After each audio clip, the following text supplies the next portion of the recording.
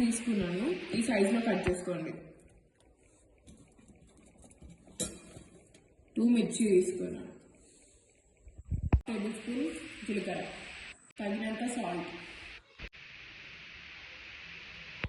1 spoon కారం, కొన్ని నువ్వులు, 1/2 కప్ రైస్, కొంచెం కొత్తిమీర, కొంచెం ఆయిల్, మంచిగా మిక్స్ చేయండి. వాటర్ వేసుకొని కలుపుకోండి. మంచిగా కలుపుకోవాలి, ఉప్పు కారం అన్నీ కలిసేటట్టు. ఇట్లా రౌండ్గా వేసుకోవాలి, లెక్క చేసుకోవాలి.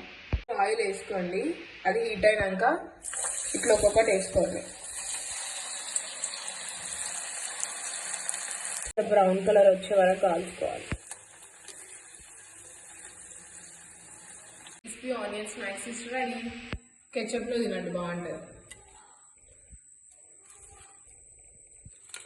చాలా బాగుంది, ట్రై చేయండి.